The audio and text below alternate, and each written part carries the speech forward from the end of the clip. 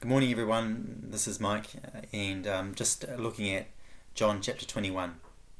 Let's read it.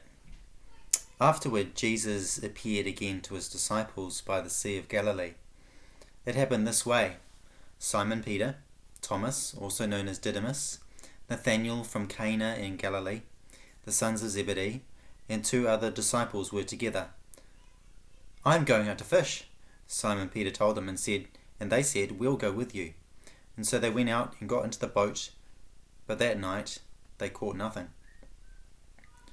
Early in the morning Jesus stood on the shore, but the disciples did not realize that it was Jesus. He called out to them, "Friends, haven't you any fish?" "No," they answered. He said, "Throw your net on the right side of the boat and you will find some." And when they did, they were unable to haul the net in because of the large number of fish. Then the disciple whom Jesus loved said to Peter, "It is the Lord." And as soon as Simon Peter heard him say, "It is the Lord," he wrapped his outer garment around him, for he had taken it off, and jumped into the water. The other disciples followed in the boat, towing the net full of fish, for they were not far from the shore, about 100 yards. When they landed, they saw a fire of burning coals there with fish on it, and some bread. And Jesus said to them, "Bring some of the fish you have just caught." So Simon Peter climbed back into the boat and dragged the net ashore. It was full of large fish, 153. But even with so many the net was not torn. And Jesus said to them, "Come and have breakfast." And none of the disciples dared ask him, "Who are you?" They knew it was the Lord. Jesus came, took the bread and gave it to them, and did the same with the fish. And this was now the third time Jesus appeared to his disciples after he was raised from the dead. When they had finished eating, Jesus said to Simon Peter, "Simon, son of John, do you love me more than these?" "Yes, Lord," he said, "you know that I love you." And Jesus said, "Feed my lambs." Again Jesus said, "Simon, son of John, do you love me?" He answered, "Yes, Lord, you know that I love you." Jesus said, "Take care of my sheep."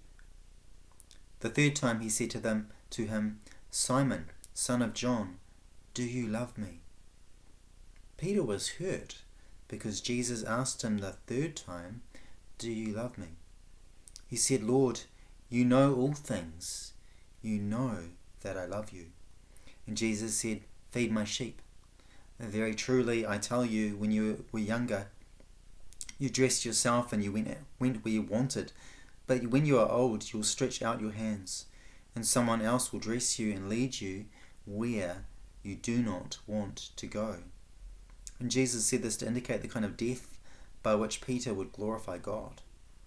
Then he said to him, "Follow me." Peter turned and saw that the disciple whom Jesus loved was following them. This was the one who had leaned back against Jesus at the supper, and had said, "Lord, who is going to betray you?" When Peter saw him, he asked, "Lord, what about him?" And Jesus answered, "If I want him to remain alive until I return, what is that to you? You must follow me." Because of this, the rumor spread among the believers that this disciple would not die. But Jesus did not say that he would not die. He only said, "If I want him to remain alive until I return, what is that to you?" This is the disciple who testifies to these things, and who wrote them down.